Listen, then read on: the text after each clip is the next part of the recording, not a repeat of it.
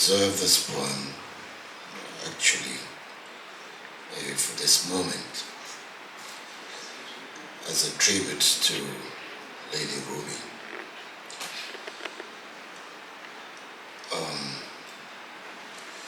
I guess you'll be hearing more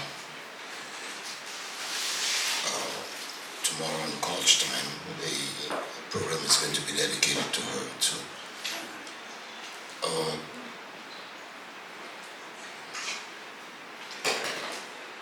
I met Ruby about 42 years ago. I was just maybe a couple of years old on the island, and I was at the Council on the Arts organizing the Smart Festa, the St. Martin Festival of Arts and Culture. And we had a poetry competition which Ruby entered and won. And curiously, or interestingly, her sister Elfrida took part in the in the short story writing competition for the same festival, and she won too.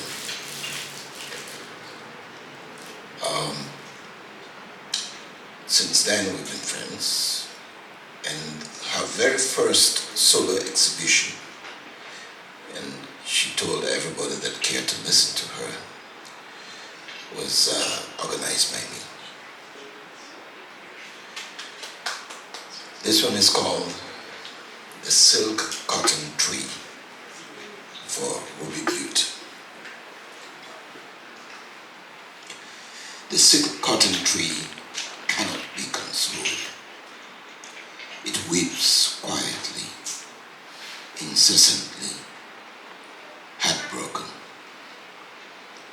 The silk cotton tree has lost its voice, a voice that could calm turbulent seas, a voice gentle and loving like a grandmother's. The silk cotton tree has roots deep like ancestral memories, strong and sinewy like the storms it has withstood. Now its leaves droop with pearls of tears, dropping like dew to water the soil. This is hallowed ground, beloved, where once a giant spirit dwelled. How many stories did the leaves hear amidst the laughter of children with painted faces? How many songs did they listen to with a chorus of chirping birds fluttering on the branches? How many portraits and flowers did they watch her paint? We sat under the silk cotton tree, sipping guava berry out of season, talking about art and artists, about words and wordsmiths, about old days and new ways.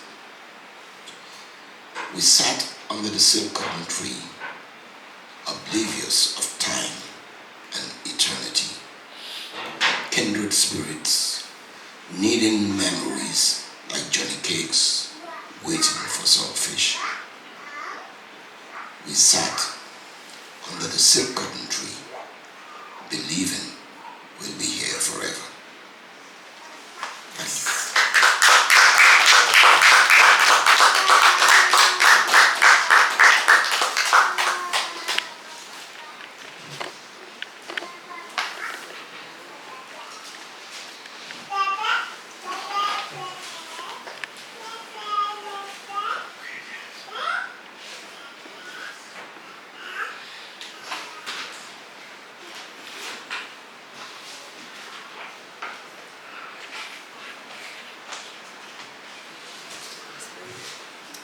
All right, thank you, Fabian. Anybody else for the open mic session? Graveyard Verse, Shadows.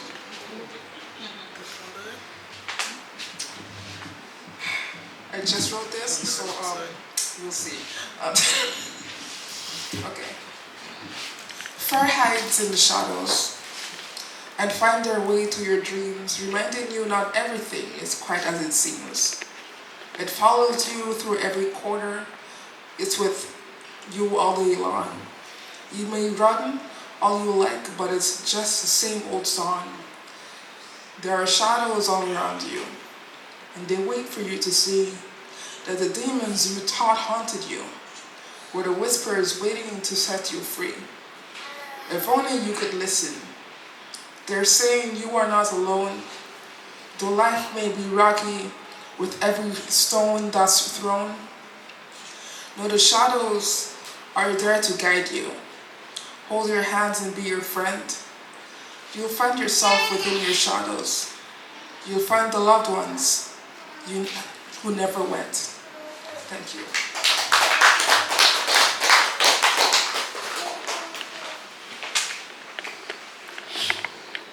Thank you, Shadows. Who else would like to take the mic? Does she ready taking the mic tonight? Oh. Alright, woo! Give it up. Long time. Long time now. Long time.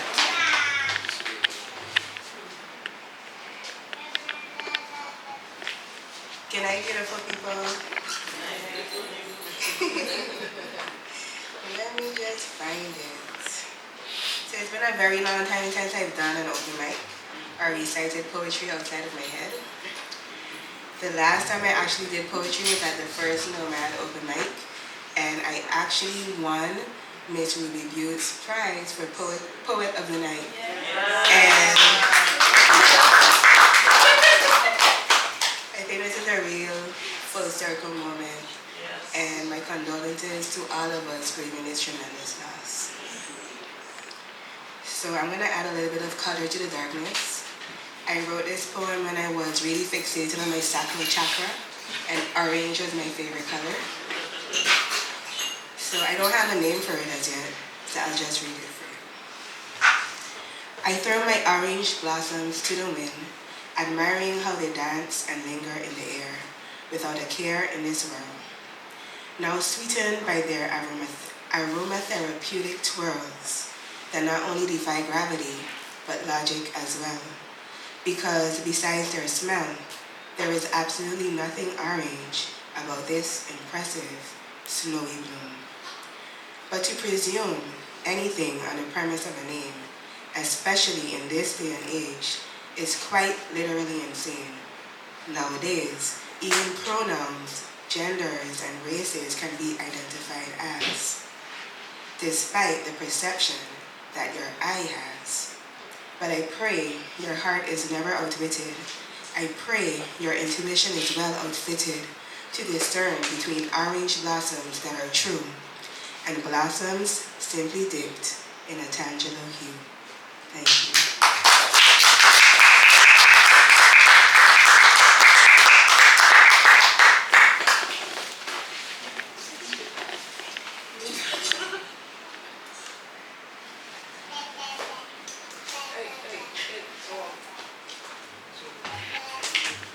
Thank you, Tashio. Always a pleasure having you with us. It's been a while, that is true. And that was a special session for the first Nomads in Frisbee. We wasn't expecting the beautiful prize. And when she come out and say, this is, I'm like, oh wow. I wish that was for me. But I do hope you enjoy it and that it brings out Ruby within wherever you put her. I hope that, she brightens up your world every day. Who's up next? I see some poets, so I'm calling name, man. I got Miss Rebecca Mako over there. What's I calling you up? Ready to be called. Rebecca, let's go. This is another one we haven't seen in a while. Huh?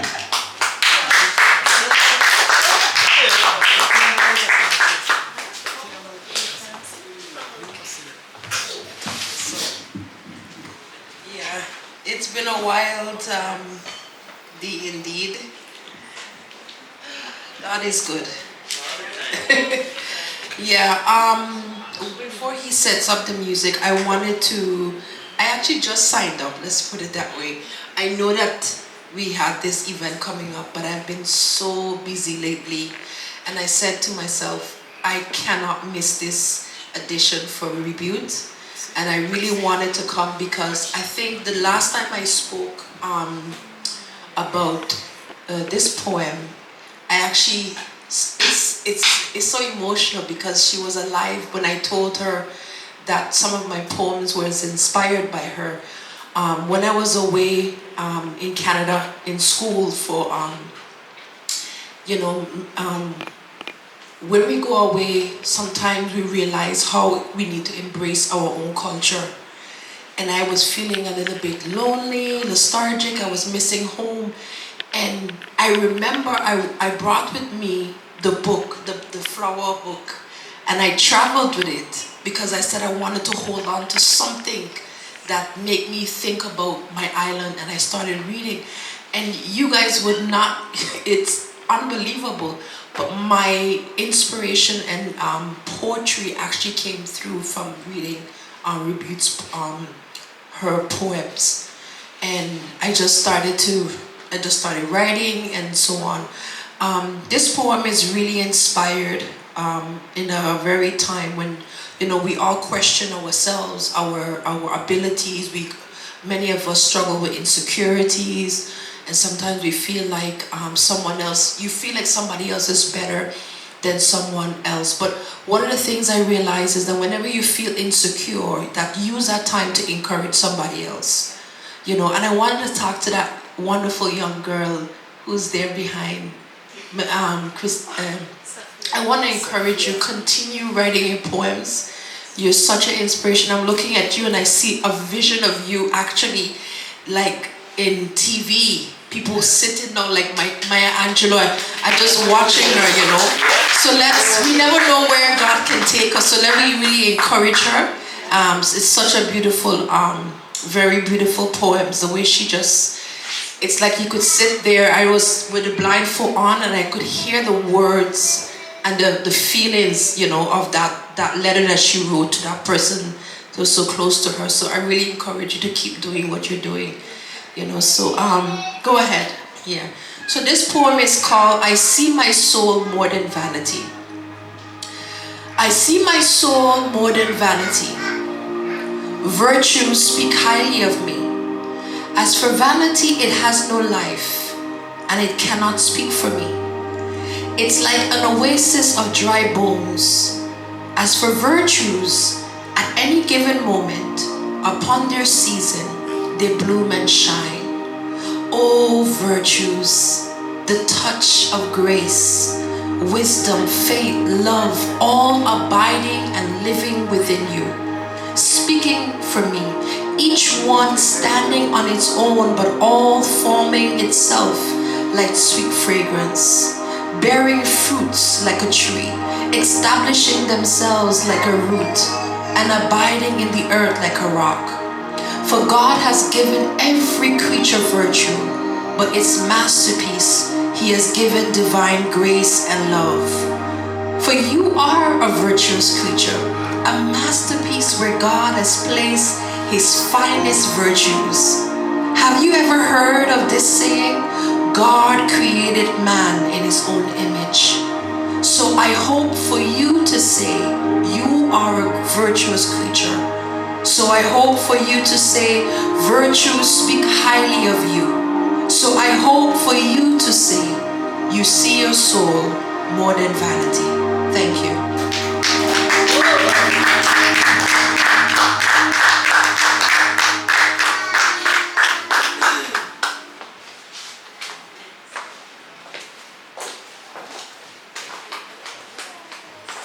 Thank you, Rebecca. That was really inspirational, and I do feel a little whoopee in it also. You see the tone.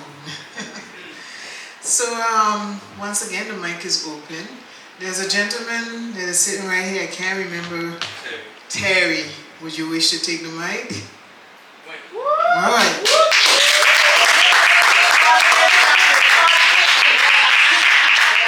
Come on, Terry, let's go.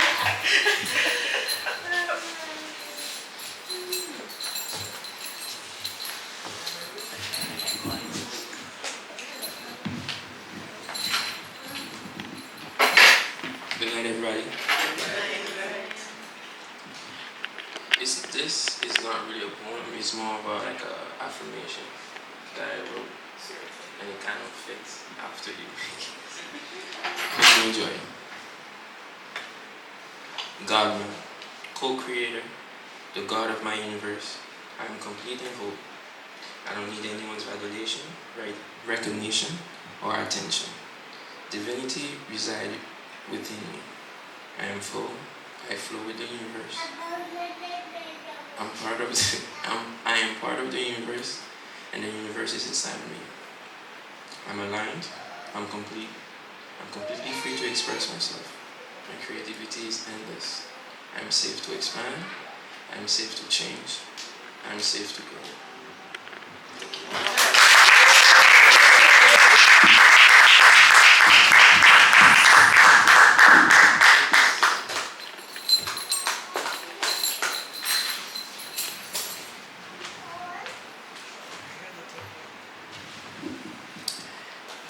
So anyone else would like to take the mic?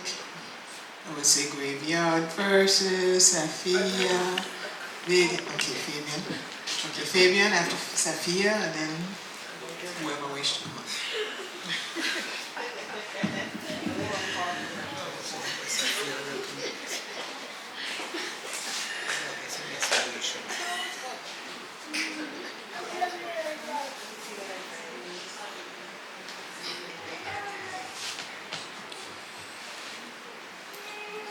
Who can tell me how many faces the moon has?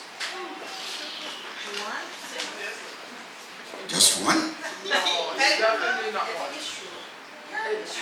Two? One moon. There are four faces. Five. Four. Phases.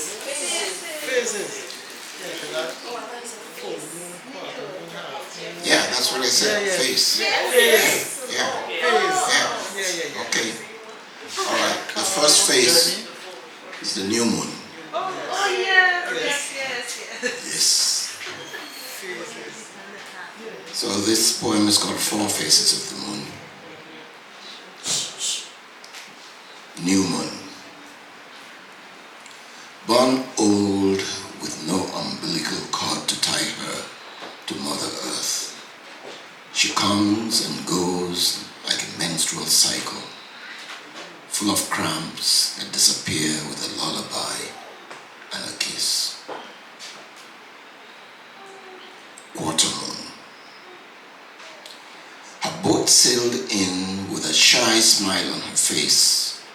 She had flung her G-string into the sea like a fishing line, shimmering with the waves. She donned a bikini with stars encrusted in her hair and hummed a love song. Half moon. The village studs all came out, some with flaming flowers, some with all the fresh catch of the day, offered her their hearts and gold, but she took a dive into the dark waters on this muzzle-flexing beach. Full moon.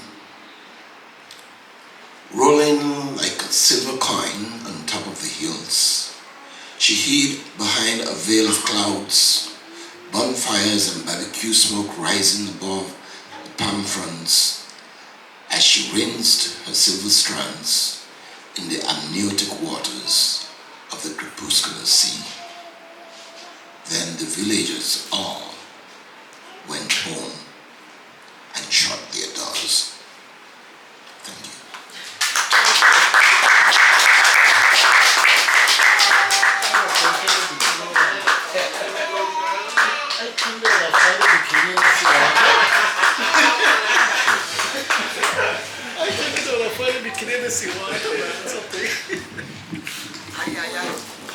First, I'd like to thank you. That was beautiful. Thank you. I didn't meet Miss Ruby Butte personally, unfortunately, but she was a household name. So I knew of her, and I studied her in high school for an exam that we had, and the themes that came up a lot in her poetry was color. She was a very colorful woman. I think it was intentional. And I tend to write on themes of hurt, brokenness, depth. And I found one, I had to dig deep, but I found one. And this one actually I wrote as an ode to St. Martin, because I see St. Martin as a little girl rambunctious, sometimes naive, still learning, full of love. So this one I dedicate to Miss Lady Ruby Butte. It is entitled Talita. Talita means little girl. Beloved, what is your name? What do they call these bright eyes, this butterfly-lined smile? Is that cotton I see growing from your scalp? Quick, don't let waste the honey that you make when you laugh. I heard the cicadas making music as you skip. Surely you're carrying your mama's seashells around your waist. Ah, little one, I see the abundance of the sky hanging above you. Like a hat, you carry it as if it was made to shade you. Tiny thing painting the town yellow as you go. You take the sun's rays and dress your golden plaits with them like bows. Pretty and rambunctious little sister playing and teasing, touching, flipping, nipping, curling, mixing and tying, meddling with the red